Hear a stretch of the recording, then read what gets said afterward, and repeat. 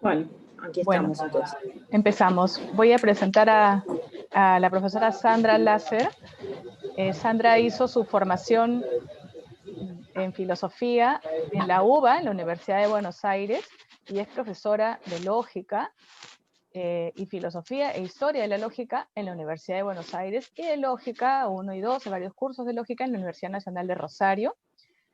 Y hoy la charla de Sandra se titula La noción de teoría lógica y su contextualización histórica, delimitando el campo de la filosofía y la lógica. Muchas gracias por estar con nosotros, Sandra, y te cedemos la palabra. Bueno, muchas gracias a vos.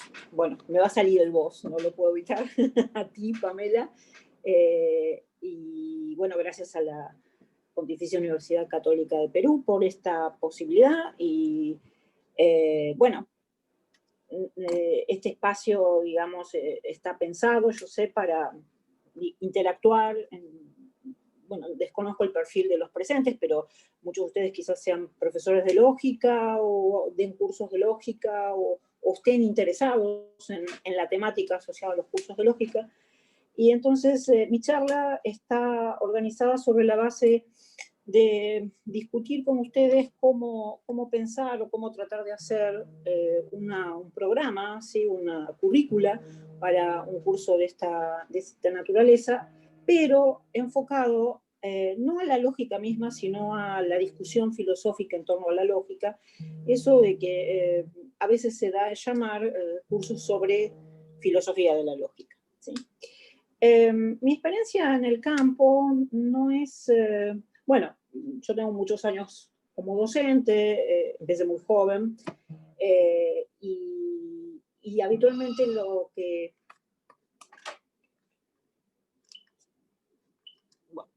Bueno, habitualmente lo que he dado a lo largo de estos años son cursos de lógica elemental, lo que se conoce como básicamente el cálculo de primer orden, ¿sí? La mayor parte del tiempo estos cursos estuvieron orientados para filósofos en las carreras de licenciatura en filosofía, tanto en Buenos Aires, en Rosario y en algunos otros lados donde participé. Pero también he tenido la oportunidad en algún momento de dar cursos de lógica para público que no era de humanidades, ¿sí? Por ejemplo, en una época de mi vida trabajé con cursos de lógica que se daban para ingenieros. Eran un tipo de ingenieros particulares porque tenían que ver con ciertas carreras aplicadas a ingeniería biomédica, ¿no? Esos que generan nuevos aparatos para la medicina y ese tipo de cosas. Y tenían, digamos, una cierta formación matemática y demás, no está. Pero bueno, más allá de estas cuestiones meramente anecdóticas, en algún momento tuve la oportunidad de pensar cómo hacer una materia que se llamara filosofía de la lógica. Y esta materia estuviera orientada para filósofos, ¿sí? Es decir, fuera una materia optativa para gente que estudiaba filosofía.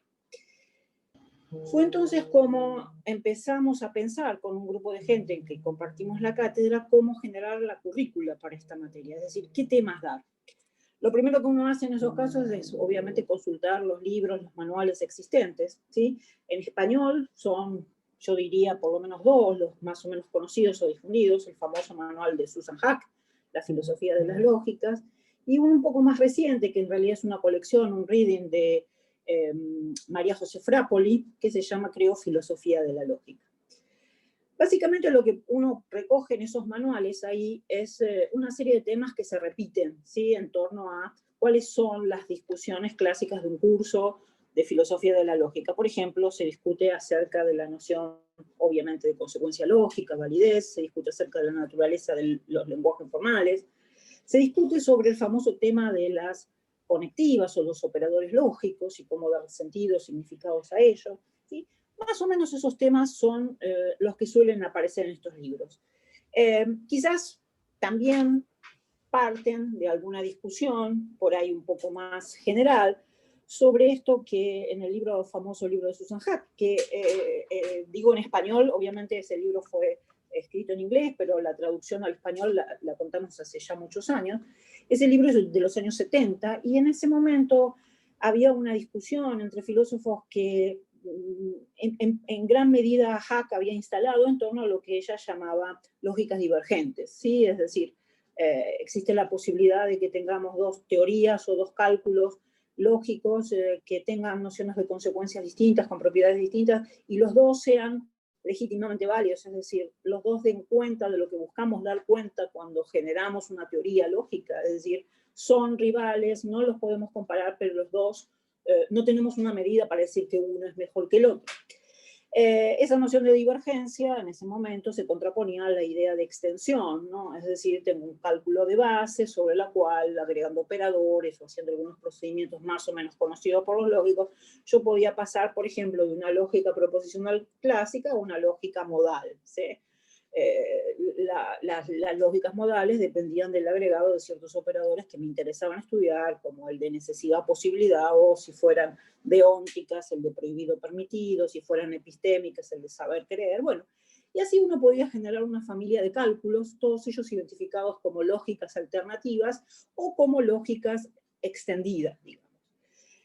Como en todo hay modas, y esa misma discusión se repitió como unos 25 años después, más cerca de nuestro siglo, pero bajo el formato de la famosa idea sobre la pluralidad en lógica, ¿sí? Estaba quienes defendían nociones de pluralidad, es decir, bueno, hay igual legitimidad para algunas lógicas, como las lógicas, por ejemplo, no sé, para consistentes o los cálculos relevantes, que para la lógica clásica, y eso un poco depende de los intereses con los cuales uno genera esas teorías y para qué las va a aplicar. Y a los pluralistas en lógica, obviamente, se le oponían los monistas en lógica, que creían que había una lógica de base, que esta era la teoría de primer orden, y que, digamos, el resto de las lógicas son posibles, pero como alternativas, pero en realidad, digamos, si se nos preguntara cuál es la verdadera lógica, siempre apuntaríamos a poner en el centro de la discusión, en el nudo de los problemas, a la lógica clásica, a la llamada lógica clásica de primer orden. Bien, todo esto genera una familia de problemas interesantes, pero me parece, y eso es lo que nos planteamos en el curso, que todo esto presupone de base una noción previa que uno asume acerca de qué es una teoría lógica o qué es una lógica, ¿sí? Es decir, nuestras apreciaciones filosóficas en torno a la lógica en gran medida dependerán de nuestra aproximación a la idea de teoría lógica y de cómo la entendamos. Si uno se mete en esto, entonces empieza a ver que hay una idea más o menos generalizada, por lo menos hace un siglo y medio, de que la lógica es una ciencia, ¿sí? Y que por lo tanto, si la lógica es una ciencia formal, una ciencia abstracta, una ciencia que hace uso de un lenguaje simbólico, si esto funciona de esa manera, entonces hacer filosofía de la lógica es hacer filosofía de una ciencia, ¿sí? Así como hay gente interesada desde la filosofía que hace, no sé, filosofía de la biología o filosofía de la física, quienes harían filosofía de la lógica o estuvieran interesados por filosofía de la lógica, harían filosofía de una ciencia. Esta idea es bastante general, bastante común y en gran medida es la que está por detrás de la idea, por ejemplo, de Susan Hack, de que hay más de una lógica, ¿sí? Así como puede haber más de una teoría científica que explique un mismo tipo de fenómeno científico, podríamos tener más de una lógica que explicara, por ejemplo, más de, o bajo más de un formalismo, la idea de las particularidades de un contexto inferencial, un contexto argumental. Si uno, comparto una pequeña cita, si uno lee un texto como por ejemplo este, está extractado, el primero, el que ahí está marcado como primero, ¿se puede ver bien? Que es del texto Concepciones de la Lógica de Carlos Alchurón. Este texto apareció, es de los años 90, y apareció en la volumen 7 de la Enciclopedia Iberoamericana de Filosofía. ¿Sí? Yo supongo que ustedes saben, el proyecto de la Enciclopedia Iberoamericana de Filosofía es fue un proyecto muy ambicioso que se generó a fines del siglo pasado, que tenía que ver con el quinto centenario del descubrimiento de América y demás, y que de alguna manera nucleó a filósofos de toda Iberoamérica en torno a, digamos, entradas, por así decirlo, de los distintos volúmenes donde se explicaban, por ejemplo, cuestiones como, por ejemplo, acerca de lógica. El volumen 7 su compilación estuvo a cargo de Carlos Alchurón. ¿Sí? Carlos Alchurón fue un bastante famoso filósofo del derecho, también de la lógica, con el cual tuve la suerte de poder formarme. ¿Sí? Alchurón escribe este texto pensando en un texto introductorio para un volumen sobre lógica, que lo van a preceder textos que van a explicar, por ejemplo, qué es la lógica deóntica, o qué es la lógica paraconsistente, o qué es la lógica modal y demás. Entonces piensa en decir, bueno, escribamos un texto en donde hablemos sobre cuáles son las distintas concepciones de la lógica que podemos encontrar, que conviven de alguna manera para dar lugar a todos estos trabajos que la tradición en lógica puede recoger. Y Alchurón dice, los textos tradicionales de lógica usualmente comenzaban con una caracterización de la lógica seguida de una detallada comparación de su contenido y enfoque con la de otras disciplinas estrechamente vinculadas con ella. Esta costumbre en gran medida se ha perdido. Los textos contemporáneos es frecuente encontrar solo unas breves consideraciones referidas a la definición de lógica y muy pocas comparaciones, en muchos casos totalmente ausente, con la temática de otras disciplinas afines. La evolución en cuanto a la disminución de la extensión dedicada a la definición de la disciplina y su comparación con otras es un rasgo que acompaña el enriquecimiento intrínseco de, y ahí el subrayado es mío, toda ciencia. Cuanto más abundante es el material a exponer en una ciencia, menos es el espacio que se reserva a la definición de su área temática y al deslinde con otras ciencias. Estos últimos objetivos pasan a integrar entonces los temas de la filosofía de la ciencia en cuestión. Bueno, es claro ver en esa cita que Alchurón está pensando en términos de una ciencia, está pensando la lógica en términos de una ciencia. Y lo que nos está diciendo es hacer filosofía de la lógica es básicamente hacer filosofía de una ciencia que pasa a finales del siglo XX, este artículo fue escrito en la década de los 90, por un estadio, digamos, de gran, por decirlo así, desarrollo, ¿sí? Donde en ella conviven no una serie solo de desarrollos en términos de lo que llamamos la lógica estándar de primer orden, sino además toda una pluralidad posible de cálculos y de teorías alternativas que dan cuenta de lógicas alternativas, divergentes, extensiones en distintos contextos argumentales.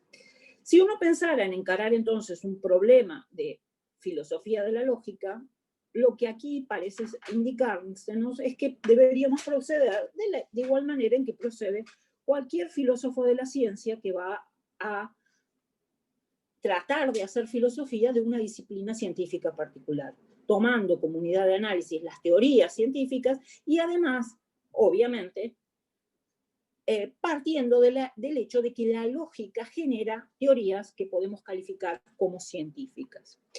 Este texto de Alchurón, obviamente, como les dije, es un, por así decirlo, un lugar común entre muchos autores, y nada más y nada menos que von Wright, ¿sí? O von Wright, como prefieran pronunciarlo, acompaña, por decirlo así, la posición de Alchurón, y en un artículo muy interesante, está en inglés, la traducción es mía, que se llama La lógica y la filosofía en el siglo XX, que también es de esos mismos años, de la década del 90, von Wright señala algo bastante interesante y que también viene, de alguna manera, a avalar el punto de vista del Alchurón. Dice, he tratado de revisar el desarrollo de la lógica en este siglo como un proceso gradual de la fascinación filosófica de una crisis fundamental en las matemáticas y las confusiones provocadas por el descubrimiento de campos de estudios que han estado en barbecho durante mucho tiempo hasta una mayor claridad,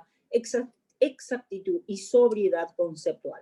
A lo que se refiere con eso es al desarrollo de lo que él llama lógicas modales y lógicas intencionales. Pero la lógica así transformada deja de ser filosofía, ¿sí? Y esto es importante, y se convierte en ciencia. O se funde con una de las ciencias antiguas o contribuye a la formación de una nueva. Las transformaciones de partes de la filosofía en ramas independientes del estudio científico son bien conocidas en la historia. El fenómeno ha ganado para la filosofía el nombre de madre de las ciencias. La física, ¿sí?, nació, dice von Wright, de la filosofía natural. En algunas universidades inglesas y escocesas todavía lleva ese nombre.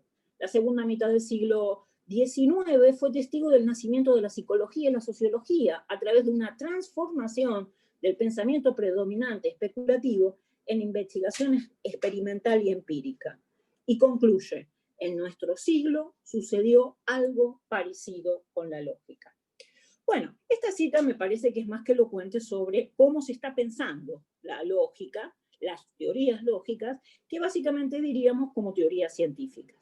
En este sentido, lo estándar sería pensar que, bueno, la manera de proceder a la hora de generar o estudiar o producir teoría lógica es la de tener un cálculo, lo que se llama un cálculo, es decir, un lenguaje formal más un mecanismo deductivo, expresado en un lenguaje simbólico, con una caracterización especial. Eso pretende ser o pretende tener una gramática clara, en donde las expresiones, todas ellas quedan bien definidas, donde la noción básica de fórmula es definida a través de algún procedimiento de carácter recursivo o inductivo, y donde el cálculo es, en el mejor de los casos, interpretado a través de alguna teoría semántica, sea esta en términos de modelos, o sea esta en términos de lenguajes algebraicos, hay varias posibilidades en el mercado, que generan entonces el cuerpo de lo que llamamos una teoría lógica, ¿sí? Cuando los lógicos hablan de lógica en términos de una ciencia, básicamente apuntan a este tipo de estructuras. Una pregunta que nos podemos hacer desde la filosofía es, ¿tenemos que aceptar que efectivamente la lógica es esto y nuestras discusiones deben estar guiadas en torno entonces a cálculos lógicos interpretados como representando ellas teorías lógicas? ¿Qué pasa entonces con toda la tradición que vincula la lógica con la filosofía de manera directa? Y no solo la vincula de manera directa, sino que pone su origen en la obra de Aristóteles, ¿sí? ¿Es la lógica entonces, o puede ser la lógica entonces pensada en estos términos de meramente una teoría científica? Bueno, esta me parece una pregunta interesante que cualquiera que se preocupe por la lógica desde una posición filosófica tiene o en algún momento se plantea, ¿sí? Si esa posición además viene acompañada de algún conocimiento de la historia interna de la disciplina, ¿sí?, es decir, viene acompañada de ciertos episodios a lo largo de más de 2000 años de historia que signaron el desarrollo de la lógica, uno empieza a ver o a sospechar que si presento la idea de teoría lógica de esta manera podemos ponerlo el mote de estrecha, hay cierta problemática filosófica inherente al desarrollo de las lógicas que se nos va a perder en el camino. Es decir, si solo nos vamos a preocupar por hacer filosofía de las lógicas, entendiendo por estas hacer filosofía de los cálculos lógicos, bueno, nuestro trabajo estará guiado en torno a qué tipo de presupuestos hay por detrás de estas teorías, cuánto explican estas teorías, qué justificación dan quienes crearon estas teorías para decir que solucionan tales o cuales problemas en torno a la argumentación en contextos determinados. Es decir, va a tener un poco que ver con una suerte de revisión del éxito que haya podido tener generar ese tipo de cálculo. Sin embargo, cualquiera que tenga una mínima experiencia en el ámbito filosófico se da cuenta que hay problemas o problemáticas ligadas a la lógica que exceden eso, ¿sí?, y que abarcan otros sentidos más amplios en torno de la argumentación. Si uno piensa esto y piensa que el punto de partida de la argumentación es el lenguaje, entonces nos abre un panorama un poco más amplio de cómo pensar la idea de teoría lógica, que no solo se ciñe a lo que podremos llamar la idea de teoría lógica que surge a partir de fines del siglo XIX, la matematización de los procedimientos y de la forma de pensar la teoría lógica, en función de esa gran revolución que significó primero la de los algebristas en la primera mitad del siglo XIX y a finales del siglo XIX, la aparición de esta nueva lógica que tiene entre sus padres fundadores, por decirlo así, a Frege, Russell y los lógicos que siguieron a principios del siglo XX. Si uno piensa de esta manera, entonces, quizás pueda ver, primero, que la lógica puede ser pensada no solo desde una perspectiva de una teoría científica, que tal vez sin duda uno podría decir que su práctica actual y sus cálculos y sus teorías son teorías científicas en este sentido, sino desde una perspectiva más amplia que podríamos llamarla de ser una teoría filosófica. ¿Cómo habría que encarar esto? Bueno, si uno ahora va a este segundo texto, que está sacado de un artículo que se llama Lógica y Semántica de Alberto Moretti, encuentra algo que parece ser un inicio para pensar la problemática de qué hacer en filosofía de la lógica y qué concepto de teoría lógica debemos tomar como base para este curso que queremos formar de filosofía de la lógica, algo distinto a lo que habíamos visto en las citas de Archurón y de von Ritz. Dice Moretti, cuando se habla del lenguaje como práctica humana en relación con la búsqueda de conocimiento o comprensión, se atiende particularmente y con razón a la práctica argumentativa. Al considerar la práctica argumentativa es esencial advertir que no se agota en la capacidad de producir razonamientos, sino que parte fundamental de esa práctica está formada por una subpráctica de evaluar razonamientos. La teoría lógica es el resultado del esfuerzo natural por mejorar nuestra comprensión de esta subpráctica con la esperanza de mejorar también su ejercicio. Y acá aparece algo importante que claramente se distingue de la posición anterior. Dice Moretti, la lógica se distingue de los que podríamos llamar sistemas de lógica. Sus tesis son del tipo, las inferencias esquematizadas por el modus ponens son correctas, o del tipo, es correcto aseverar el contenido de A y no se puede rechazar ese contenido toda vez que se haya afirmado los contenidos si B, A y B. Insiste, la lógica no es una teoría matemática, sino, digamos, filosófica. Los sistemas de lógica, en cambio, son estructuras matemáticas definidas. Como tales, pueden aplicarse a diversos propósitos. En el caso de estos sistemas, la aplicación estándar es el discurso común producido en el lenguaje natural con el fin de suministrarle una sistematización precisa de alguna idea de consecuencia lógica. Esta aplicación requiere lo que se suele llamar formalización o regimentación del discurso común. Relativamente a esta aplicación, se puede decir que estos sistemas definen estructuras sintácticas artificiales comúnmente llamadas lenguajes formales, a las que se dota de algún aparato deductivo. Esta manera de hablar permite la imagen de que aquella aplicación consiste en una vinculación entre dos lenguajes independientemente caracterizables. Por otra parte, la lógica aparece como teoría de la inferencia, y la inferencia tiene lugar en medio del lenguaje común.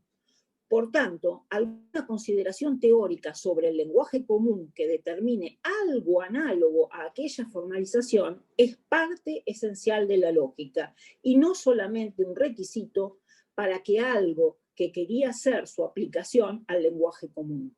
Esta formalización es propiamente una reflexión sobre el significado de ciertas expresiones naturales. ¿Cuáles? Las que nos parezca que determinan las propiedades inferenciales de los discursos, básicamente corrección e incorrección de los actos de inferir. Así vista, la lógica no es un modelo de la práctica de evaluar argumentos. En este sentido, en que muchas veces se piensan los modelos matemáticos de ciertos fenómenos físicos. No pretende revelar la estructura de los fenómenos o los procesos inferenciales, ni pretende ser un instrumento eficiente para predecir o sistematizar esos fenómenos o tipos de esos fenómenos. Y concluye, pretende explicar las normas que, al menos de facto, se aceptarían luego de una deliberación perfectible como criterios de iure para juzgar la corrección de los actos de inferencia, cuanto menos los de intención deductiva. Bueno, este apartado me parece que contiene todo un programa sobre cómo pensar la lógica y cómo concebir las teorías lógicas. Este apartado es, digamos, respecto del anterior, del planteado por von Wright y Alchurón, bastante más amplio, en el sentido de que lo que aquí se nos está proponiendo es distinguir lo que podemos llamar nuestro instrumental formal, ¿sí?, que ha venido desarrollándose durante los últimos 200 años y ha mostrado tener desde el punto de vista de la formulación de teorías un gran éxito, del contenido teórico, digamos, que está por detrás de ese instrumental formal, ese instrumental teórico, que es, si quieren, para darle algún nombre, la idea misma de logicidad. Y esta idea, Moretti la asocia a nuestras prácticas argumentativas, es decir, las asocia al lenguaje natural. Ahí es donde aparece el fenómeno de la logicidad, ahí es donde aparece el fenómeno de la argumentación. Y nuestro afán de conocimiento nos lleva a preguntarnos cómo evaluar eso. Si la herramienta formal que hoy disponemos es mejor o peor que la que dispusieron los lógicos escolásticos, o que dispusieron los estoicos, o de la que disponía Aristóteles, es una cuestión a considerar, ¿sí? Pero es una cuestión que tiene que ver con esta idea de que son perfectibles estas aproximaciones, estas teorizaciones acerca de la lógica. Obviamente, si son perfectibles, aquí uno podría pensar, son perfectibles en el mismo sentido que son perfectibles las teorías. Esto nos mete en un atolladero que tiene que ver con el progreso y demás, que no voy a meterme por ahí ahora.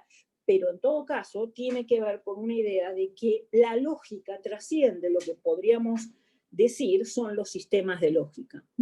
Muchos señalan, digamos un poco haciendo algún chiste, que así como uno no puede identificar un buen astrónomo con alguien que sepa usar bien el telescopio, tampoco se puede identificar a un lógico con alguien que sepa manipular sistemas lógicos formales, ¿sí? Eso no quiere decir que estos sistemas no sean interesantes per se, pero justamente son interesantes per se en el sentido que nos pueden interesar ciertas estructuras de índole matemática, ¿sí? Eso no hace que ese estudio sea lógico en el sentido de buscar la razón por la cual podemos evaluar nuestras prácticas argumentativas y podemos con ellas entonces formular una teoría de la inferencia, una teoría de cómo explicar la noción de consecuencia que sea adecuada. Es eso, es un instrumento que nos permite un acercamiento y además obviamente es un instrumento que ha mostrado tener un éxito en cuanto a la producción de conocimiento en lógica muy importante. Si fuera entonces esto así, uno debería empezar a preguntarse cómo integrar esto en el curso, ¿no? Recuerden, mi idea aquí es tratar de ver cómo utilizamos esto para generar un curso de filosofía de la lógica. Lo primero que deberíamos decir entonces, que un curso de filosofía de la lógica tiene una diferencia con un curso de una filosofía de la ciencia, sea esta la física, la psicología y demás, por esta idea de que la lógica es en algún sentido, debe ser pensada así, creo yo, como una suerte, por decirlo metafóricamente, una leona de dos mundos.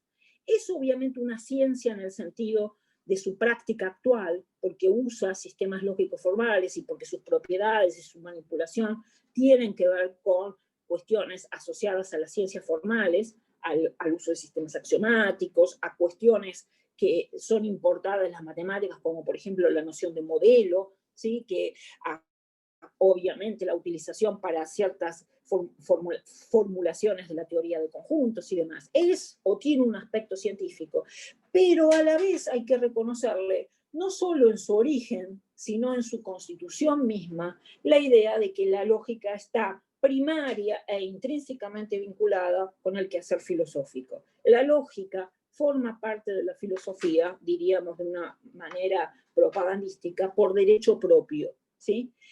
Y a pesar, digamos, de que en los últimos 150 años se han interesado por su estudio y sistematización de otras áreas del conocimiento, por lo menos para alguien interesado desde la filosofía, interesado por la lógica, esta cuestión yo diría que no hay que perderla de vista. En este sentido, entonces, yo creo que se podría decir, esto que aquí intenté resumir, que dice que la lógica como disciplina se ocupa de formular criterios para la evaluación de argumentos, ¿sí? Aquí no estoy distinguiendo entre lo formal y lo informal todavía, ¿sí? La idea de que la lógica pretende dar una teoría que evalúa esta subpráctica que llamamos práctica argumentativa, que como tal es una práctica de carácter lingüístico, es primaria en la determinación del objeto de estudio de la lógica, ¿sí? Y ha sido parte de la filosofía desde su nacimiento. Hacer filosofía, no en vano, involucra de manera fundamental la elaboración de argumentos. Obviamente, esto podría ser algo discutible, ¿sí? Yo en particular creo, digamos, o tengo una visión respecto de la filosofía en el cual la argumentación no juega un rol secundario, sino está en el centro mismo del producir, digamos, teoría filosófica, conocimiento en filosofía. Dicho esto, no se puede dejar de señalar el papel predominante de la lógica como metodología filosófica, ¿sí? En especial en la primera mitad del siglo XX, y a eso hace referencia el artículo de von Wright antes mencionado, claramente se ha visto disminuido. ¿Qué quiere decir esto?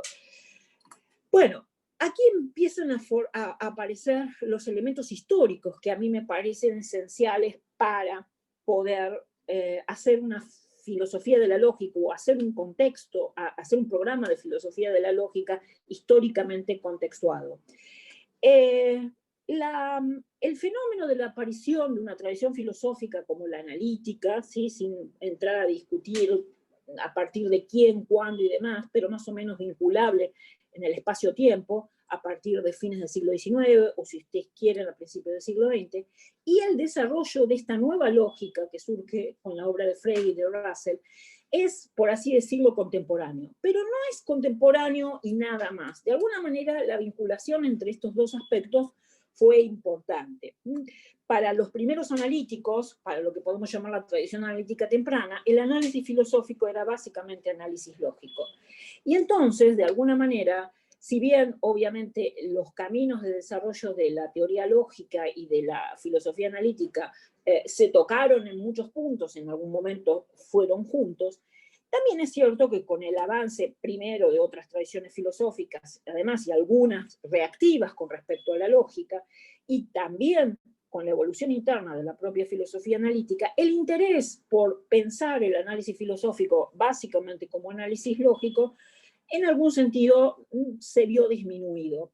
¿Sí? Y eso obviamente hizo que esta idea de von Wright, que ese papel básico y predominante de los estudios en lógica desde el punto de vista filosófico, de alguna manera se vio disminuido a lo largo del siglo XX.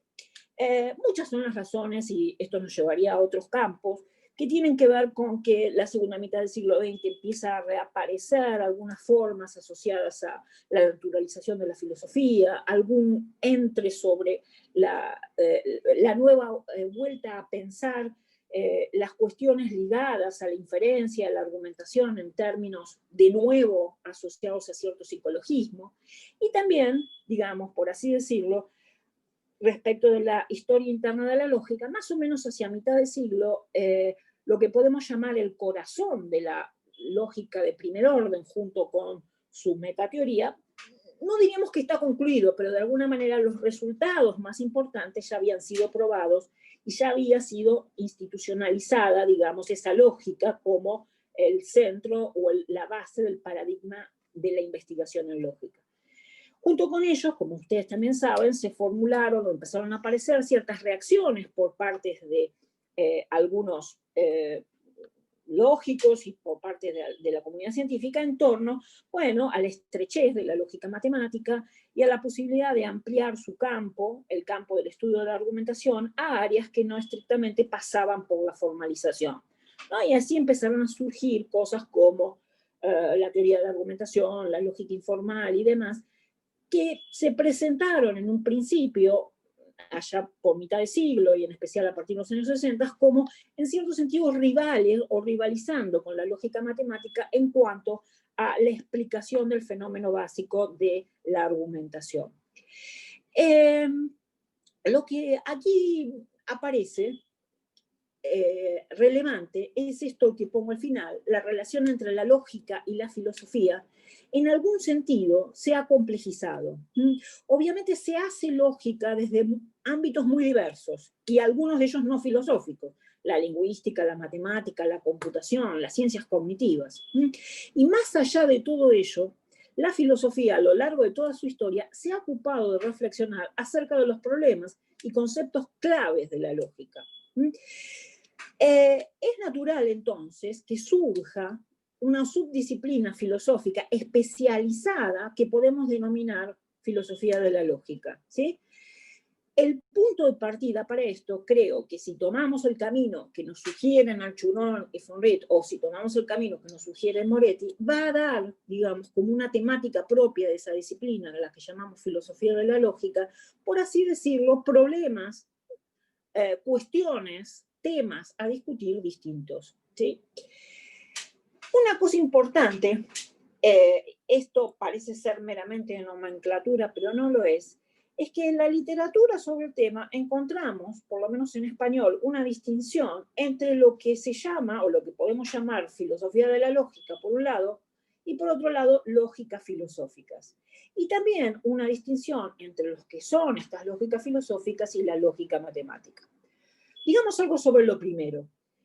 Cuando en el siglo pasado se empiezan a interesar los lógicos por ciertas cuestiones de contextos intencionales, ¿sí? Es decir, contextos que van más allá de lo que podemos llamar la lógica clásica o estándar, las lógicas modales o las lógicas epistémicas o los intuicionistas y su idea de una prueba matemática justificada por una lógica con otro formato que el de la lógica clásica, con otra estructura que el de la lógica clásica. Y en general todo lo que se discutió en base a alguna problemática de origen filosófico, ¿sí? Por ejemplo, cómo explicarnos desde el punto de vista de la argumentación ligada a procesos cognitivos de conocimiento, ¿sí? El conocer, el saber, la creencia, y cómo podemos explicar los argumentos que contienen expresiones como creer, conocer, saber, en términos de prácticas argumentativas. Bueno, todo eso involucra, obviamente, una problemática filosófica por detrás que trata de ser, no sé si resuelta, pero por lo menos explicada en términos de lógica, ¿no? Aquí, y lo comento como excursus a pie de página, hay como una suerte de dos actitudes extremas, ¿no? Que podríamos identificar con esto. Hay quienes creen, digamos, desde un punto de vista totalmente panformalista, que, bueno, cualquiera de estos problemas se resuelve simplemente formulando un cálculo en donde yo puedo expresarlo, ¿sí? Haciendo lo que a veces algunos profesores queridos han llamado terrorismo formal, ¿no? Entonces yo tengo formalizado el problema, lo tengo expresado en un cálculo, eso ya resolvió el problema filosófico. Bueno, ese sería un extremo. Y el otro extremo, obviamente, son quienes creen, digamos, en un sentido que yo no comparto, que la filosofía es algo distinto de una práctica argumentativa, o poco tiene que ver con una práctica argumentativa, y se acerca más a algo como su discurso, se acerca a algo más como un discurso literario, o de esas características, ¿sí? Y que por lo tanto le niegan a la lógica toda posibilidad de interactuar o de tener un lugar propio dentro del desarrollo filosófico. Entre esos dos extremos, ¿sí? Obviamente hay toda una gama y una serie de grises, ¿sí? Uno podría decir que una corriente como la filosofía analítica se volcó más hacia un costado, más hacia la idea de que la lógica juega un rol central. Y podríamos analizar distintas corrientes filosóficas del siglo XX viendo en este continuo, digamos, cuán cerca o lejos están de estos dos extremos. Ahora, sea como sea, durante gran parte del siglo XX se produjo teoría lógica bajo la forma de decir esto tiene en su origen un problema filosófico, por ejemplo, el problema de distinguir las verdades de las verdades necesarias, o el problema de distinguir en el argumento jurídico lo obligatorio de lo permitido, ¿sí? O el problema, como decíamos antes, de pensar que hay determinado tipo de estructura de prueba en matemática que no valida ciertas formas clásicas de prueba como la reducción al absurdo, y así podríamos, digamos, ir rastreando cada una de las lógicas que cayeron bajo la denominación de lógicas filosóficas, ¿sí? Obviamente, como von Wright bien lo señala en su artículo, estas lógicas son filosóficas en su origen, pero una vez que empiezan a desarrollarse, una vez que tienen su programa interno de desarrollo, el instrumental y los medios y los recursos formales hacen que sean, desde el punto de vista del cálculo, tan abstrusas, tan abstractas como la lógica matemática clásica, ¿sí? O sea, lo filosófico no le viene por el lado de que no utilizan sistemas lógicos formales, matematizados y modelos y demás. Lo hacen y lo hacen quizás a veces en exceso, sino lo filosófico está más ligado a la problemática que le dio origen. La filosofía de la lógica no es lo mismo entonces que la lógica filosófica, ¿sí? En inglés, en la bibliografía en inglés, a veces estos dos términos se confunden y a veces algunas cosas que se analizan bajo la forma, o por lo menos no se distinguen, ¿sí?, de filosofía de la lógica, se enuncian como lógica filosófica y no filosofía de la lógica. Parece entonces una cuestión meramente de nomenclatura, pero si uno quiere que la filosofía de la lógica sea una reflexión de carácter filosófico acerca de la naturaleza de la lógica y de la manera en que generamos y producimos conocimiento o teoría lógica, eso se diferencia de una manera más o menos obvia de hacer o de producir cálculos lógicos con el fin de resolver alguna cuestión que tiene en su origen un problema filosófico. Hay una zona de grises entre ambas cosas que obviamente seguramente el desarrollo de una lógica filosófica involucrará alguna problemática filosófica y por lo tanto de filosofía de la lógica inherente para su desarrollo. Pero en principio, diríamos, es importante distinguir entre filosofía de la lógica y lógica filosófica. Pero además interesa, o puede ser interesante, ver que hay una distinción, y que tiene más que ver con su origen que con su estructura, entre lo que llamamos filosofía de la lógica, entre lo que llamamos lógica filosófica y lógica matemática. Esta distinción, de nuevo, parte o tiene que ver quizás con la idea de que la lógica en el sentido contemporáneo surgió como parte de un programa de fundamentación de la matemática, como fue el logicismo, en manos de sujetos de teóricos como fueron Frege y Russell principalmente y algunos otros más. En ese sentido, la lógica es matemática en su origen porque pretendía resolver esto, pero también es matemática en otro sentido, porque la idea o el estudio de los sistemas lógicos formales, el estudio de las propiedades modelísticas de estos sistemas, el estudio de, por ejemplo, la idea misma de sistema formal, puede verse como una rama de la matemática, o como Hilbert llamaba, de la metamatemática, ¿sí? En ese sentido, hay un campo que aproxima a la metateoría, ¿sí?, al desarrollo de la metateoría, la metalógica, es decir, aquella parte de la lógica que estudia las propiedades matemáticas de los sistemas formales, sea esta la consistencia, la completud, la corrección y demás, con lo que podemos llamar intereses propios de los matemáticos, ¿sí?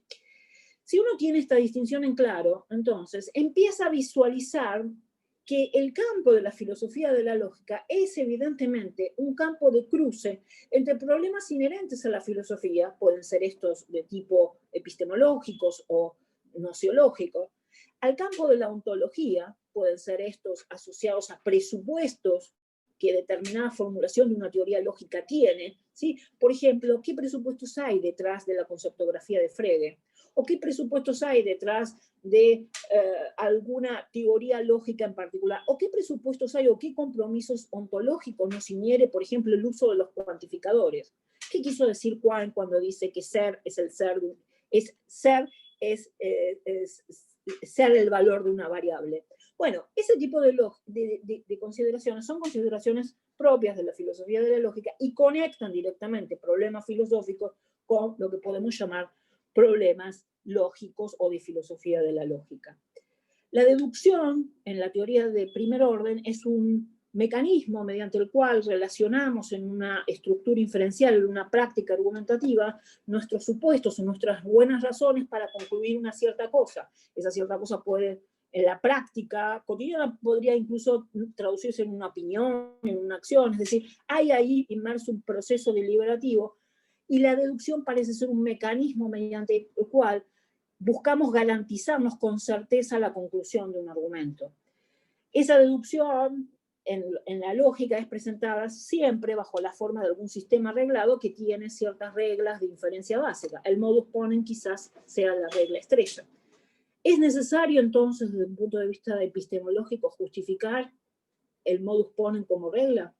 ¿O no tenemos más remedio que presuponerla? Porque buscar justificar lo que justifica la argumentación misma en el discurso es caer en un proceso de circularidad. Es decir, ¿hay justificación o no para las reglas lógicas, en especial para el modus ponens, que son la base de la idea misma de deducción? Bueno, todas estas cuestiones son cuestiones evidentemente filosóficas que le interesan a los lógicos y que son a la vez problemas que se conectan con distintas ramas de la filosofía. Obviamente nos extenderíamos mucho, hay problemas ligados con el lenguaje, la naturaleza de los lenguajes formales, cuál es su relación con los lenguajes naturales. En la cita de Moretti un poco eso se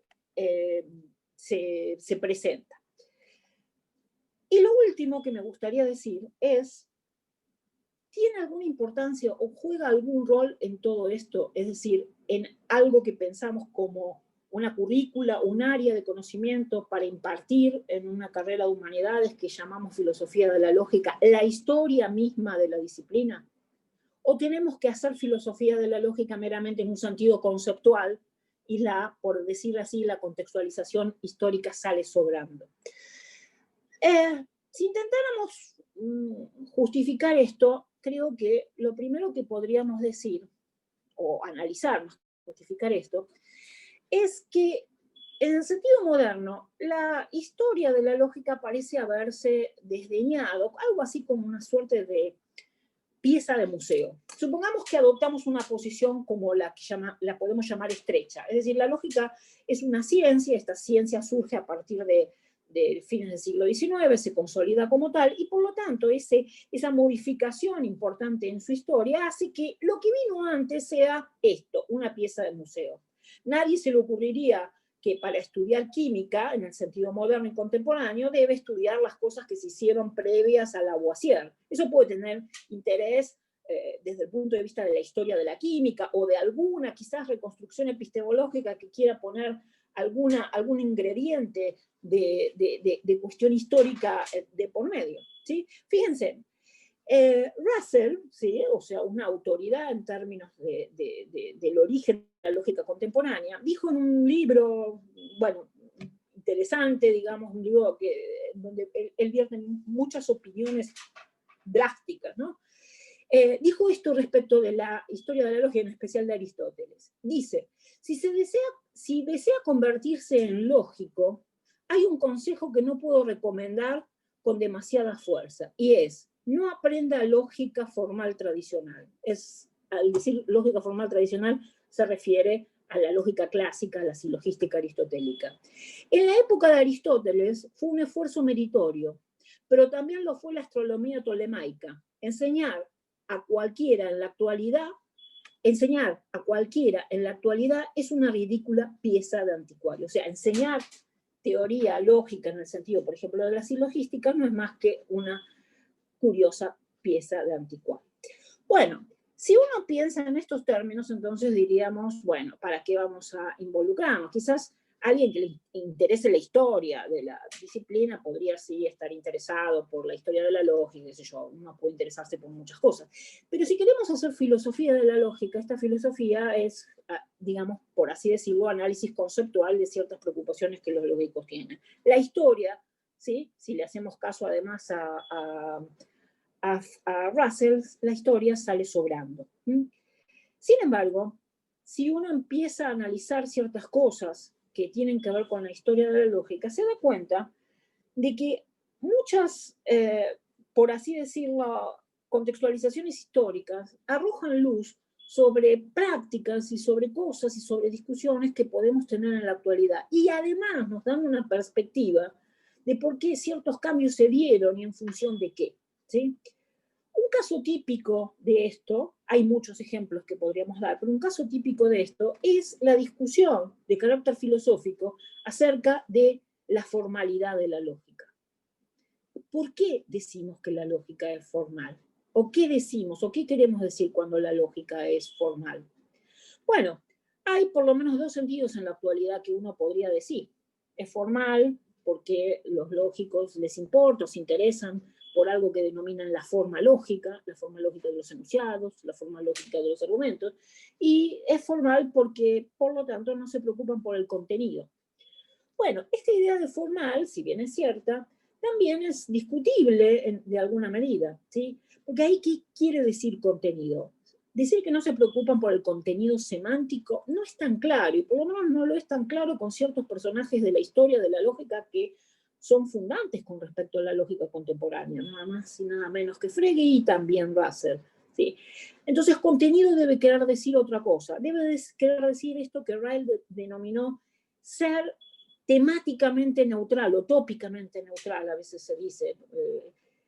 Bueno, sí, también puede querer decir eso, también puede querer decir que es neutral con respecto a ciertas estructuras que son la base, pero no con respecto, digamos, a cómo esas estructuras se generan. Bueno, esta idea de pensar la lógica en términos de esquemas o de argumentos es una idea contemporánea, ¿sí? Por ejemplo, ni Frege ni Russell pensaban en términos de esquemas argumentales. Es mucho más acá y proviene, digamos, de lo que podríamos llamar la segunda etapa, la etapa de visiones más formalistas que separan nítidamente la parte de cálculo, la sintaxis de la semántica. Cuando nosotros empezamos a explorar esto, nos damos cuenta de que entonces la noción de formalidad puede ser no tan clara como pensamos. ¿De qué hablan los lógicos informales cuando dicen que ellos hacen lógica informal y no lógica formal? Bueno, en general hablan de otra cosa distinta. No hablan de que no se preocupan por la forma lógica, porque claro, se preocupan por la forma lógica, porque si no, no estarían haciendo lógica. Se preocupan por la forma de los argumentos. Lo que dicen es que básicamente no hacen esto usando un lenguaje formal, usando la idea de que hay que traducir esto a otro lenguaje distinto del lenguaje natural, sino lo hacen operativamente desde el propio lenguaje natural. Entonces uno puede empezar a preguntarse, ¿fue Aristóteles alguien que tuvo una concepción formal de la lógica? ¿O fue quizás formalista en el sentido de que tenía un lenguaje al que traducir todo? ¿Sí? ¿Fueron los lógicos medievales formales? ¿Eso arroja alguna luz? Bueno, acá pasa algo interesante. La lógica medieval no fue formal en el sentido de que manejó o manipuló un lenguaje formal, abstracto, pero sí usó el latín de una manera regimentada. ¿Sí? Y justamente estas fueron las críticas que les valió desde el humanismo a los escolásticos por esa, de alguna manera, desvirtuación del lenguaje natural. ¿Sí? Críticas, digamos, que se parecen, y este es el comentario que Pamela posteó, a lo que los lógicos o los interesados por la lógica en el Renacimiento, que después dio lugar a la lógica de Port-Royal y demás, le hacen a los escolásticos, porque desvirtuaron el lenguaje, porque regimentaron el latín de una manera que no era obviamente un lenguaje formal en el sentido de ser simbólico, calculístico, pero sí era formalista en el sentido de haber sido regimentado de tal manera como hoy hace cualquiera que traduce un enunciado, ¿sí? Que parafrasea un enunciado en un lenguaje distinto, con una gramática distinta que la gramática del enunciado natural. En el año 2000, el filósofo de la lógica y lógico estadounidense John McFarlane generó un texto que es bastante conocido en el área, que creo que es su tesis de doctorado, que se llama ¿Qué quiere decir que la lógica sea formal? Ese trabajo es un trabajo señero porque ahí se discuten varios sentidos de formalidad en la historia que van mostrando cómo este sentido de formalidad cambió y de alguna manera nuestra concepción de lo que es formal, que no es del todo clara y que además podemos buscar en los manuales y vamos a encontrar varias definiciones de por qué se dice que la lógica es formal, es una cuestión bastante compleja que solo contextualizando históricamente uno puede llegar a entender cómo esas nociones de formalidad conviven.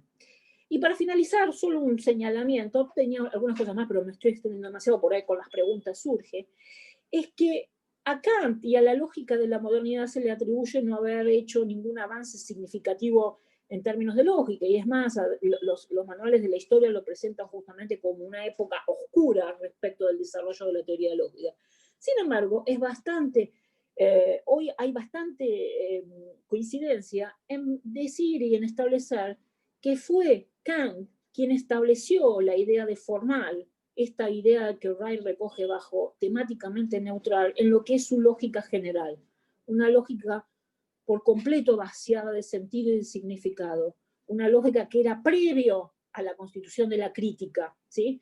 Que obviamente junto con ello además le dio un uso idiosincrático al término lógica, su lógica trascendental, que más que lógica hoy diríamos que es epistemología o teoría de conocimiento, y que además, ¿sí?, dijo en aquel famoso prefacio, la segunda edición de la crítica, ¿sí?, que la lógica, algo así como que no había avanzado en 200 siglos y había nacido, por así decirlo, perfecta en manos de su creador. O sea, Kant, desde el punto de vista de la operatividad de la lógica, era aristotélico y pensaba en términos de silogística, y obviamente sus categorías son categorías fácilmente mapeables a las aristotélicas y demás. Sin embargo, su concepto de la formalidad es un concepto que después reaparece en el siglo XIX y es, en algún sentido, un concepto bastante más cerca del concepto de formalidad que tenemos hoy cuando hablamos o decimos que la lógica es formal. Bueno, esto no pretendió ser una charla, digamos, de contenido, sino más vale contar un poco una experiencia de cómo pensamos, ¿sí? Un curso de filosofía de la lógica, como pensé yo, y es en realidad un curso compartido, y quizás pueda tener alguna utilidad para algunos de ustedes que tenga que enseñar en algún momento, no solo lógica, sino algo sobre la filosofía de esta disciplina, y ver que hay detrás de esto una problemática, en mi opinión, contextualizada históricamente, se vuelve mucho, mucho más rica. Bueno, gracias. Creo que me pasé unos minutos. No, no hay problema. Muchas gracias, Sandra, por la conferencia. Ha estado muy buena. Gracias, Sí, Sandra. entonces, ahora podemos pasar a una plenaria de preguntas, comentarios que puedan tener los participantes. Entonces, levantando la mano virtual, ¿no? Podemos darles por ejemplo, Damián tiene una pregunta, le voy a habilitar el audio. Buenas, sí, siempre me olvido cómo se levanta la mano virtual. No te preocupes. Gracias. No, saludar nuevamente a Sandra y hacerle una consulta. Hoy cuando uno, digamos, se enfrenta, no sé, si pone en el Google lógica o si agarra los primeros manuales o va a una biblioteca y le pide a la bibliotecaria que le alcance todos los manuales de lógica que tiene, hay como dos visiones o versiones de la lógica que están como, o por lo menos yo lo veo así, que están como muy definidas. Es decir, la lógica ligada a la teoría de la argumentación y la lógica ligada a la epistemología. Inclusive si uno recorre la oferta de cursos de posgrado que hay acerca de la disciplina, está también dividido lógica y argumentación ligado al campo de las humanidades y lógica y epistemología a veces ligado más a las reflexiones de las propias ciencias sobre su desarrollo. Entonces, primero, si usted comparte esta visión o esta impresión que tengo al recorrer el material que se dispone sobre lógica, y después consultarle si podría esto deberse al desarrollo de estas como dos formas o dos corrientes de ver la lógica que usted acaba de enunciar, en cuanto a que si ciencia separada de la filosofía o ciencia que forma parte de la filosofía, es decir, si coincide con esta visión que tengo y si esto puede deberse al desarrollo que usted mencionó. Bueno, a ver, la práctica de la lógica y dentro de ella la idea de su enseñanza, de cómo enseñarse, es obviamente una cosa bastante compleja hoy en día, por algo que yo mencioné y que creo que está en tu comentario también, que los usuarios o los interesados por saber algo sobre lógica vienen desde campos totalmente disímiles, ¿sí? Puede haber interesados en lógica, por ejemplo, que vienen del lado de las matemáticas, ¿sí? Probablemente las cosas que yo dije hoy los hubieran dormido desde el minuto 2, porque en general desde el lado de la matemática lo que nos interesa es justamente la habilidad calculística, la habilidad de poder, digamos, desarrollar la teoría o digamos, si tengo algún interés teórico más básico, lo que más me interesa desde el lado de la matemática son los sistemas mismos de lógica, no la idea de lógica de teoría ampliada en el sentido más amplio, ¿sí? Cuando los matemáticos se interesan por la lógica, se interesan básicamente, digamos, por cuestiones, en muchos casos, ligadas a los sistemas lógico-formales con los cuales se presentan los cálculos lógicos, más que por los problemas filosóficos que pueden haber dado origen a esos cálculos. O se interesan como medio o como instrumento para el desarrollo de su propia ciencia, ¿sí? Por ejemplo, los computadores científicos se interesan por la lógica, pero ¿cuáles son los intereses que pueden tener? Y bueno, por ejemplo, esas ramas que se llaman como programación lógica y demás, ahí, digamos, tienen ciertos presupuestos en la lógica formal y en algunas cosas que no tienen tanto que ver con la lógica formal o que están en el cruce de esta, como son algunos cálculos, bueno, nada, algunos cálculos que tienen que ver con cosas que afectan la idea de computabilidad, que se estudiaron también desde la lógica, desde el desarrollo de la lógica matemática, ¿sí? A partir de la prueba de incompletitud de Gödel y demás, surgió toda una movida en torno a cosas que se llaman funciones recursivas y demás, que son de gran interés son el origen o la base sobre la teoría actual de la computabilidad, y bueno, a los computadores científicos eso evidentemente les interesa, y entonces derivativamente también les interesa la lógica. También pueden interesarles desde el punto de vista de lo que se llama, bueno, se conoce como inteligencia artificial, entonces ahí hay procesos de representación de conocimiento, y ahí, digamos, la idea de representar la experticia de un argumentador puede llevarnos a pensar que puede ser interesante o importante. Claro, ahí el problema es otro, ahí el problema es más vale un problema de conocimiento y de representación de conocimiento, y si esa representación de conocimiento tiene que ver con la argumentación, pero obviamente ahí surgen cosas que son más cercanas a cómo, a un saber cómo, ¿sí? que a una cuestión teórica de base. Efectivamente eso da lugar a la idea de que si lógica o la lógica o el interés por la lógica es, por así decirlo, viene de muchos lados, bueno, estas divisiones que vos haces sean más o menos conocidas.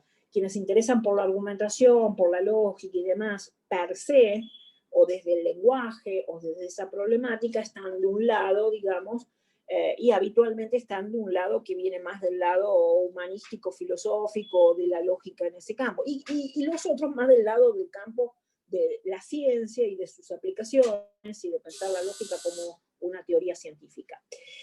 ¿Puedo ausentarme un momento? Tengo que... un segundo y vuelvo, ¿sí? No me voy, no me fui del todo, porque si no respondo va a ser catastrófico. Ya vengo. Está bien, no te preocupes.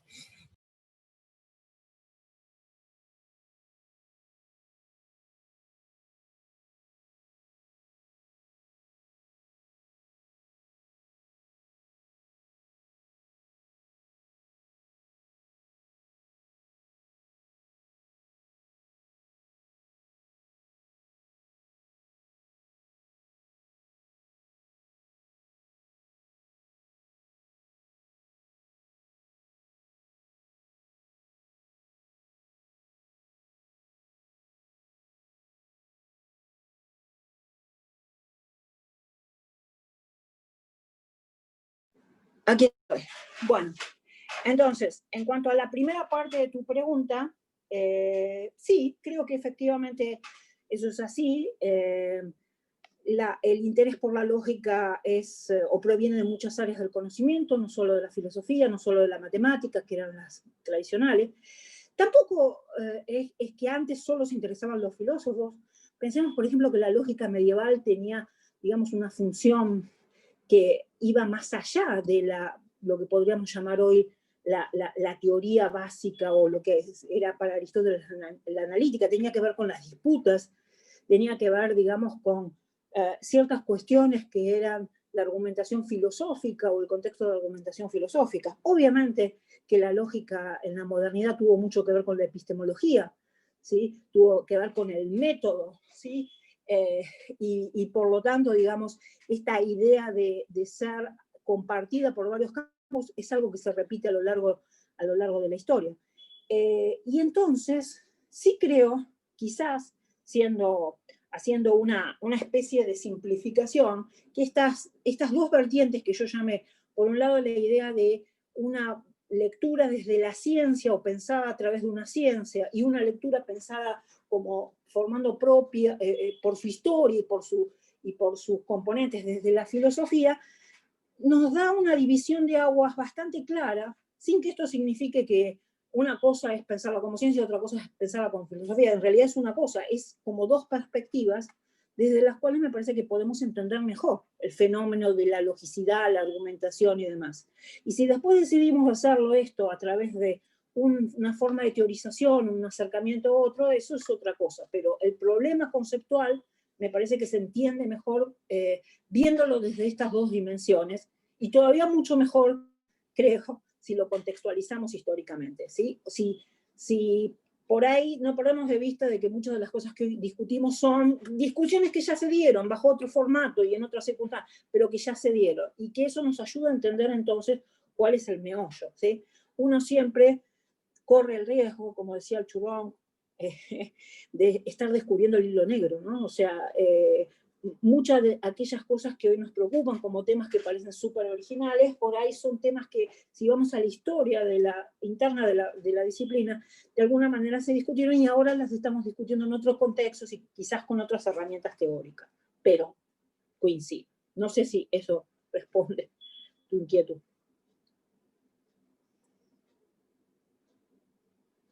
Perdón por la ausencia, sí. Pero estaba sola y no podía no recibir lo que yo. No, con respecto a sí, queda totalmente respondida. Era una impresión, no intuición, porque digamos, tenía algunas cuestiones, inclusive cuando revisaba ofertas de curso de posgrado sobre lógica, sí, las encontraba dentro de o las ingenierías, los posgrados en ingeniería, o directamente los posgrados en literatura, así tal cual usted lo acaba de describir, digamos. Sí. Entonces tenía como esa cosa dando vuelta, y hoy cuando la escuchaba hacer esta división, era como que se iba ordenando dentro de eso que mencionaba, así que perfecto, muchas gracias. Por favor. Gracias, Daniel. ¿Hay alguna otra pregunta?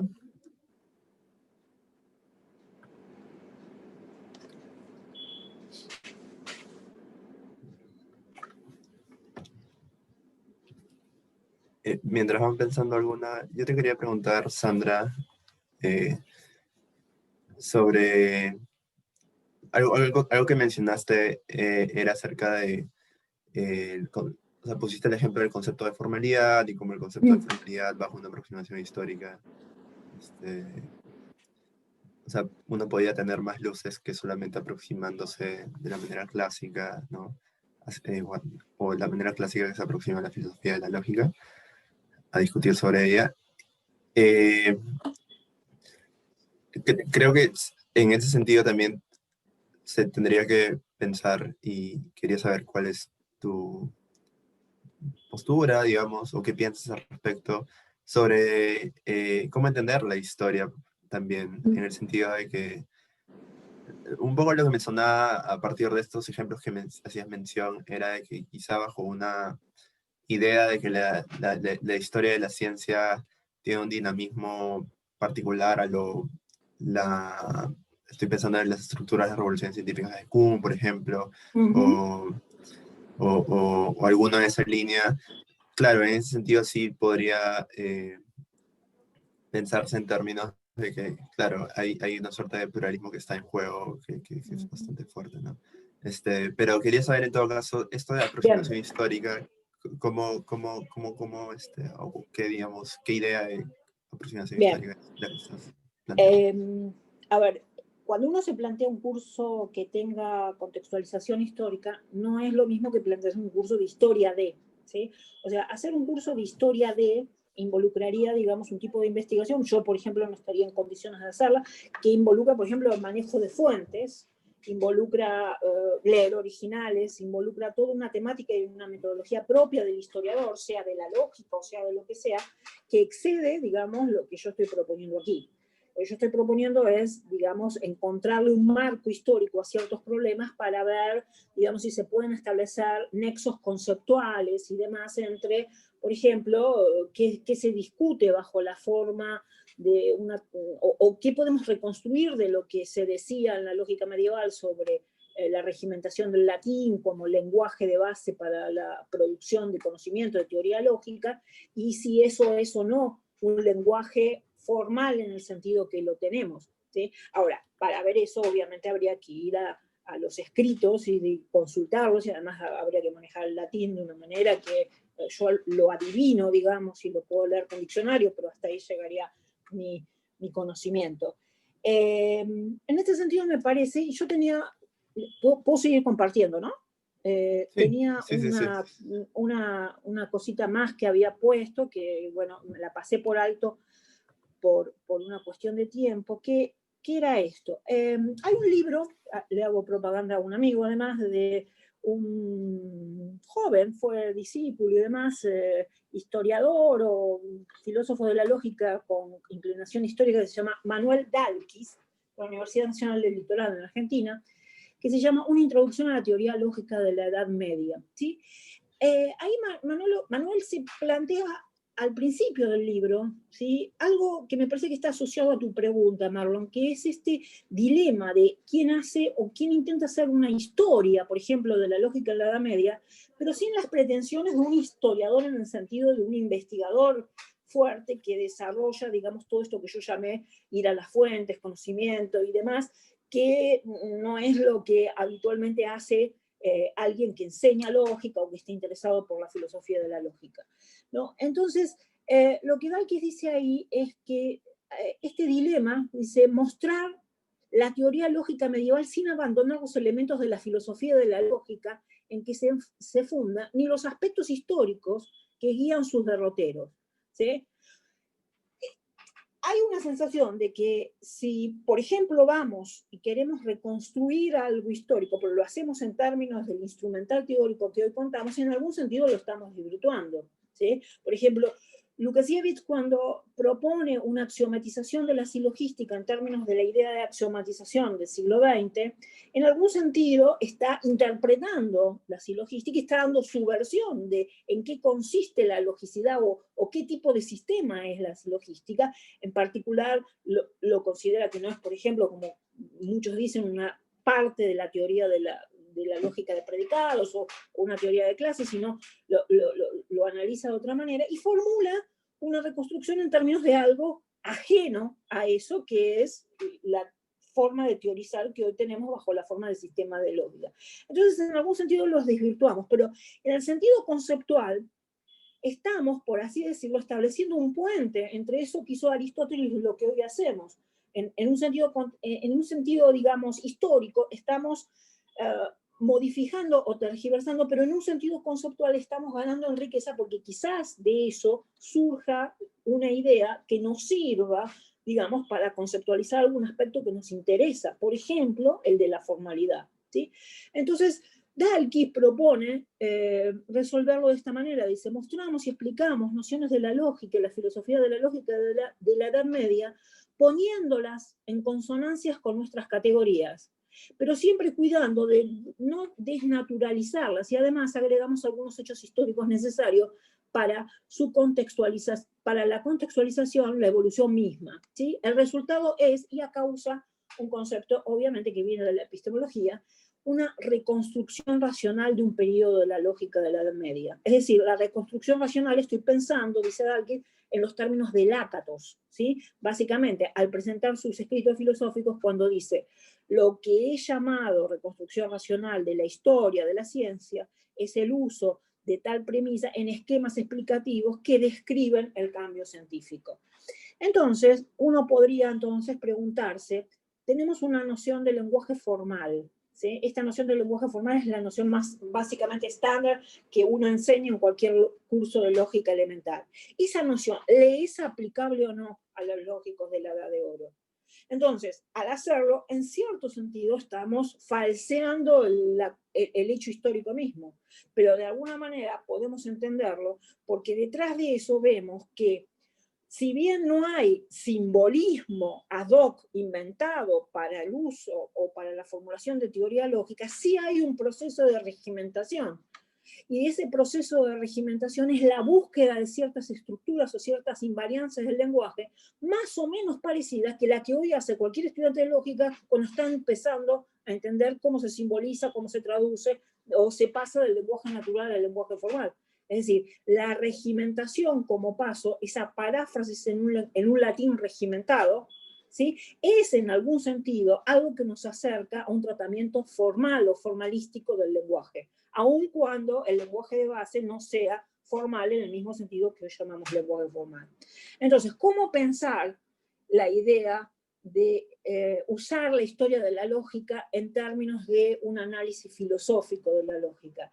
Bueno, creo que esta idea de Dalkis de utilizar la idea lacatosiana de reconstrucción racional no sirve. ¿Sí? No pretendemos hacer historia de la lógica, pretendemos contextualizar ciertos problemas, ¿sí? Entendiendo, digamos, reconstruyéndolos racionalmente para mostrar analogías, diferencias, matices con lo que hoy podríamos llamar nuestras lógicas o nuestras teorías estándar. Esa sería más o menos mi idea. Obviamente esto no desdeña que alguien pueda estar interesado por el trabajo de historiador de la lógica, y en general son esos que después escriben esos libros grandes como el de Neil y Neil o el de Bochensky y demás. Bueno, esas son nuestras fuentes, digamos. Nosotros tenemos que hacer un acto de fe respecto de lo que ellos nos dicen, ¿sí? Respecto de ciertas cosas. Pero sobre la base de eso después podemos hacer nuestro análisis conceptual, nuestra reconstrucción racional y demás. ¿Sí? Sí, además podemos tener bibliografía de primera mano, o sea, ciertos textos básicos. Por ejemplo, en el caso de Aristóteles tenemos, en caso de alguno que se dedique a la lógica estoica, irremediablemente va a tener que leer comentaristas y demás. Bueno, ese es un trabajo, digamos, de perfeccionalización. Lo que yo digo es algo menor, es la contextualización vía una reconstrucción racional de algunas ideas y su comparación con lo que hoy podría emerger de nuestro propio concepto de teoría lógica. Muchas gracias, Sandra. De hecho, le da una, o sea, a partir de esta aproximación histórica, claro,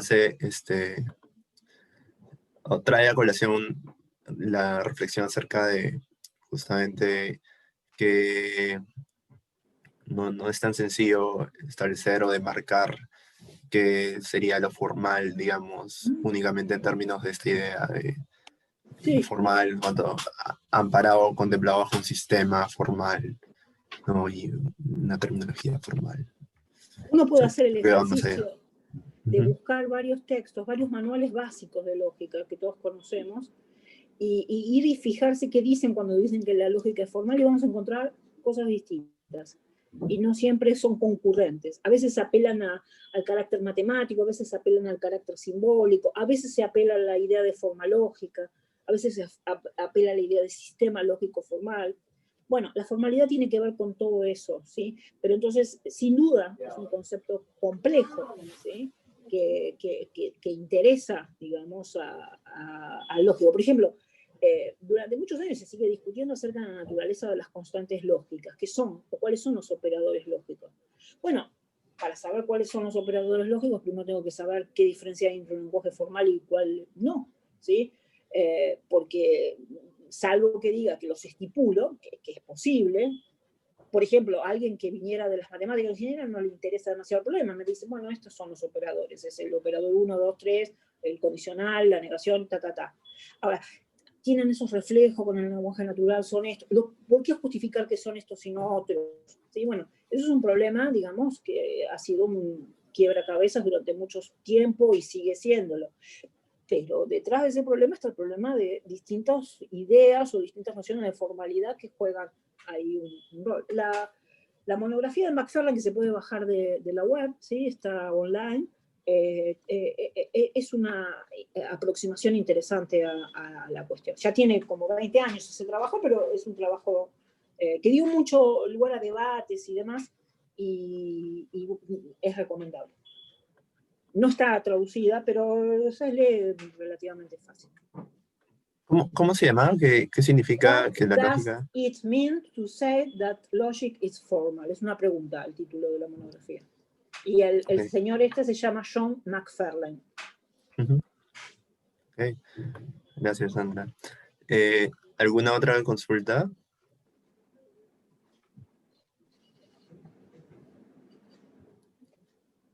Yo creo que ha sido súper iluminadora, muy útil, muy pedagógica la charla, Sandra. No sé si alguien quiere añadir algún comentario, pregunta, pedido para Sandra. Bueno, los animo a generar cursos de esta naturaleza. Yo no sé cómo sea, digamos, la estructura curricular de donde uno trabaja, ¿no? Obviamente cada uno de estos temas da para lo que a nosotros habitualmente es un seminario, es decir, un tema puntual. La idea de un curso es la idea de mostrar a los alumnos, digamos, un cierto panorama general sobre la cual después, si hay interesados, elaborarán, digamos, cuestiones o seguirán investigando sobre cuestiones particulares o más puntuales y demás, ¿sí? Es un interesante desafío. Nosotros tenemos ya como 4 o 5 años detrás de este curso que hacemos junto con Alberto Moretti y Javier Castro Albano. Pamela lo conoce a Javier. Y bueno, nos ha ido bastante bien, hemos tenido buenas respuestas por parte de los alumnos. Y aún en pandemia, digamos que esto complica un poco las cosas, ¿no? Hemos tenido buenos resultados. Así que los animo, digamos, a si enseñan filosofía, si enseñan lógica, en algún momento, no sé, aunque sea por la ventana, meter alguna de estas discusiones filosóficas sobre la lógica que me parece que son interesantes para los alumnos. Obviamente, tienen que tener una base, tienen que tener el manejo de una técnica, y eso lleva un tiempo, ¿no? La manipulación, saber probar, saber simbolizar, todas esas cosas tienen que aprender. Pero una vez que he superado eso, digamos, hay o una especialización en lógica que va más hacia el lado de la parte matemática, formal, la metalógica y la generación de nuevos cálculos y la investigación ahí, o una idea de ver cuál es la manera de explotar esta idea de lógica en términos de discusiones filosóficas más amplias, ¿no? Y eso no solo abarca el siglo XX, sino que creo que es posible a lo largo de toda la historia de la filosofía, ¿no? Y es interesante. Quien esté interesado en Leibniz tiene que alguna vez saber qué era el arte combinatoria y por qué la idea de una lengua caractérica universal, ¿sí? Eso tiene mucho que ver con la filosofía de Leibniz. Y si uno se pierde eso, si alguien está interesado por la filosofía de los estoicos y solo se interesa por la ética y no ve que para la filosofía estoica, ética, conocimiento y lógica, o si quieren le llamamos dialéctica, era un todo, ¿sí? Se pierde una de las patas, ¿sí? Entonces me parece que si uno le vende, dicho en un sentido marketinero a los alumnos, en especial de humanidades, esta idea de cómo meter la lógica en sus discusiones, es mucho más accesible que decirles, bueno, ustedes se tienen que aprender, digamos, así como una especie de castigo, la lógica clásica de primer orden, que eso, digamos, salvo que uno tenga un interés matemático totalmente legítimo, es algo bastante más alejado de los intereses de alguien que viene de filosofía. Genial. Damián, por favor, sí, adelante. No, sí, para cerrar nomás, si el programa del curso que dicta Sandra está disponible en internet, ¿se lo puede encontrar? Sí, supongo que sí, el departamento lo promociona. En realidad no lo dicto yo sola, tiene 4 unidades el programa, yo me dedico justamente a la unidad más histórica y de teoría lógica. El profesor Moretti hace la parte de lo que llamamos capítulo de lógica y ontología, ¿sí? Discute cosas como Quant, Russell, algunas cosas de Bochensky sobre ontología. Y Castro Albano se dedica más a la parte, o su tema es la parte de epistemología, de la lógica, ¿sí? Todas las discusiones, el famoso artículo de Lewis Carroll y la tortuga y demás, y todo el problema de la circularidad en torno a la justificación de la deducción y demás. Es un programa por ahí no muy ortodoxo, ¿no? Porque los programas de filosofía de la lógica, como dije al principio, tienen estos temas que son clásicos. Acá lo que hicimos fue una especie de melange entre filosofía e historia de la lógica, pero bueno, a nosotros nos gusta y los alumnos más o menos nos responden. Así que sí, yo creo que se puede encontrar en el sitio PhiloUArt, que es el portal de la facultad. Si entras a las materias y demás, ahí debe estar subido el programa, y si no, yo se los mando, les mando la última versión, que más o menos es. Este año hubo un desafío de poner eso en formato, porque ahí hubo que hacer, los alumnos tuvieron que hacer trabajo, ¿sí? Porque no tiene sentido que nosotros hablemos 6 horas, tenía sentido darles algo para leer, distintos artículos y demás, y después un poco recibir sobre la base de una serie de preguntas, guías, cuestionarios, recibir respuestas sobre las cuales podíamos armar alguna discusión en tutoría. Solo así, sin lectura previa, ¿sí? Acá no hay posibilidad. Pero bueno, eso ya es una cosa, esperemos superarla para el año que viene, que tuvo que ver con la virtualidad y la pandemia.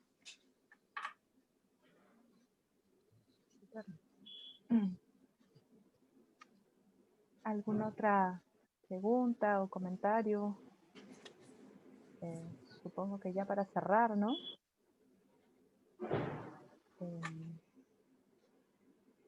Bueno, si no es así, le damos las gracias.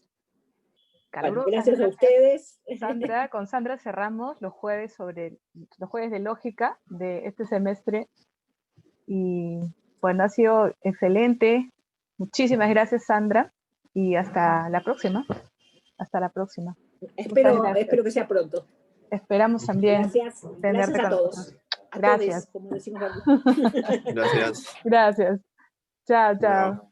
Chao. Chao. Chao. Gusto de verlos.